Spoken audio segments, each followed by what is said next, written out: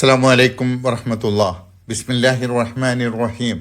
പരലോക ജീവിതത്തെ നിഷേധിക്കുന്ന സത്യനിഷേധികളെക്കുറിച്ച് കഴിഞ്ഞ ആയത്തിൽ പറഞ്ഞല്ലോ, നിങ്ങൾ ധിക്കാരികളായി നിഷേധികളായി നിലകൊള്ളുന്ന പക്ഷം അള്ളാഹു നിങ്ങളെ ശിക്ഷിക്കുമെന്ന് അവരോട് നബി സല്ലല്ലാഹു അലൈഹി വസല്ലം താക്കീത് ചെയ്തിരുന്നു. ഈ താക്കീതിനെ അവർ പരിഹസിച്ച് തള്ളുകയാണ് ചെയ്തത്.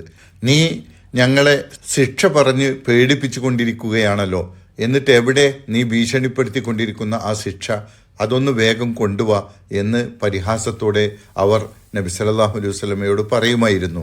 അക്കാര്യവും അതിനുള്ള മറുപടിയുമാണ് ഇന്ന് പഠിക്കുന്ന 8-ാമത്തെ ആയത്തിൽ പറയുന്നത്. അവർക്ക് അള്ളാഹു ശിക്ഷ വൈകിക്കുകയാണെങ്കിൽ എന്താണ് ശിക്ഷ വരാത്തതെന്ന് പറഞ്ഞ് അവർ പരിഹസിക്കുന്നു. എന്നാൽ അവർക്കത് വന്നു ഭവിച്ചാൽ പിന്നെ അവർക്കൊന്നും ചെയ്യാൻ കഴിയുകയില്ല എന്നാണ് ആയത്തിൽ പറയുന്നത്.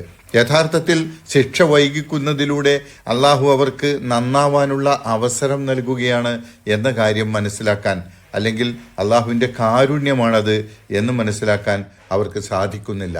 وَلَئِنْ أَخَّرْنَا عَنْهُمُ الْعَذَابَ إِلَى أُمَّةٍ مَّعْدُودَةٍ لَيَقُولُنَّ مَا يَحْبِسُ أَلَا يَوْمَ يَأْتِيهِمْ لَيْسَ مَصْرُوفًا عَنْهُمْ وَحَاقَ بِهِم مَّا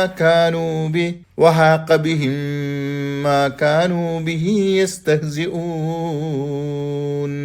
വലഇൻ അഖർന അൻഹുമുൽ അദാബ, അവർക്കുള്ള ശിക്ഷ നാം വൈകിപ്പിക്കുകയാണെങ്കിൽ, വലഇൻ അഖർന അൻഹും, നാം അവർക്ക് വൈകിപ്പിക്കുകയാണെങ്കിൽ, പിന്തിപ്പിക്കുകയാണെങ്കിൽ, അൽ അദാബ ശിക്ഷ, ഇല ഉമ്മത്തിൻ മഅദൂദത്തിൻ, ഒരു നിശ്ചിത കാലയളവ് വരെ.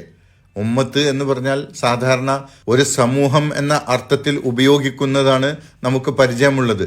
ഉമ്മത്തും മുസ്ലിമ എന്നൊക്കെ പറയുന്ന പോലെ മുസ്ലിം സമൂഹം. എന്നാൽ ഉമ്മത്ത് എന്ന പദത്തിന് ഒരു കാലയളവ് എന്ന അർത്ഥവും ഉണ്ട്. ഇവിടെ അതാണ് അർത്ഥം.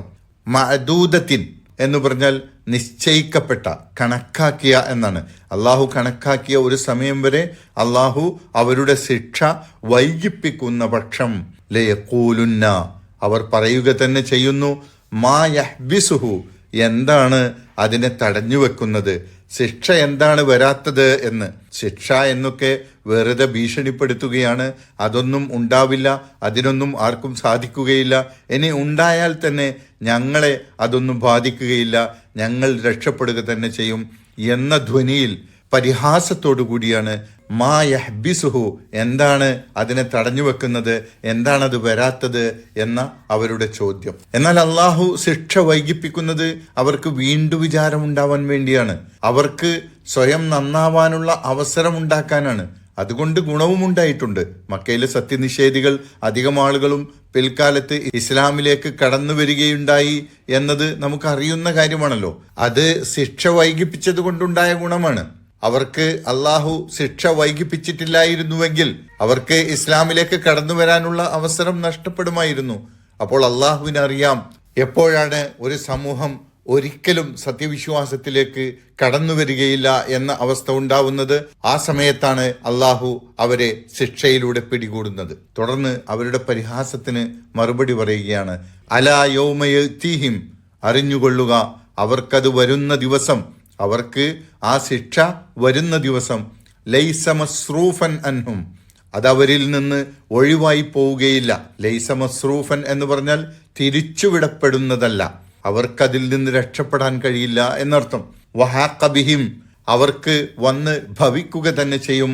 മാക്കാനു ബിഹി യസ്തഹ്സിഊൻ, അവർ പരിഹസിച്ചു കൊണ്ടിരിക്കുന്നത്, ഏതൊന്നിനെ കുറിച്ചാണോ അവർ പരിഹസിച്ചു കൊണ്ടിരിക്കുന്നത് അതവർക്ക് സംഭവിക്കുക തന്നെ ചെയ്യും എന്നർത്ഥം. അതൊരു താക്കീതായിക്കൊണ്ടാണ് അവരോട് പറയുന്നത്. ഇനി തുടർന്നു വരുന്ന 2 ആയത്തുകളിൽ പ്രശ്നങ്ങൾ ഉണ്ടാവുമ്പോൾ മനുഷ്യൻ അതിനോട് എങ്ങനെ പ്രതികരിക്കുന്നു എന്നാണ് പറയുന്നത്. ഇൻഷാ അള്ളാഹ് ആ 2 ആയത്തുകൾ നാളെ പഠിക്കാം. അള്ളാഹു സുബ്ഹാനഹു വ തആല നമ്മെ അനുഗ്രഹിക്കുമാറാകട്ടെ. അസ്സലാമു അലൈക്കും വറഹ്മത്തുള്ളാഹി വബറകാതുഹു.